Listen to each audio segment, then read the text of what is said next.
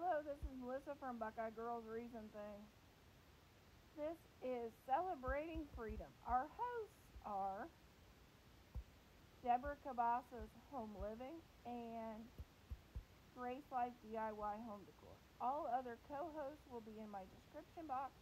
Please go check out their channel and check out the playlist for other patriotic 4th of July entertaining ideas. Okay, this is my tier tray for the 4th of July. This is my snack tier tray for the 4th of July.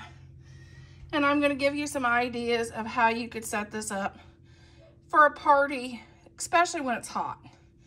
The top tier, I would put cookies or cupcakes on. And if you want to add some red, white, and blue M&Ms, that's perfect. The second tier, I would do strawberries, blueberries, fruit, or like a vegetable tray with carrots and broccoli and cauliflower and celery, and then put the dip of your choice in the star container. The next one, I would do chips and salsa, and then you could add guacamole.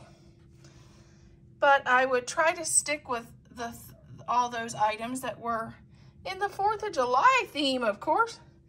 Here's our USA with our little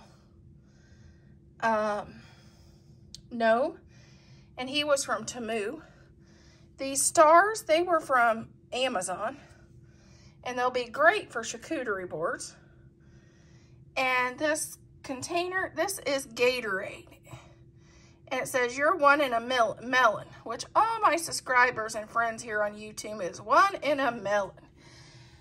But this is Gatorade, because you'd want something cold and refreshing for your party, because it's definitely not coffee bar season or hot chocolate season anymore. Then I got these at the Dollar Tree. And that is my snack tier tray. Snack bar tier tray. I hope I gave you some ideas of some snack bar items.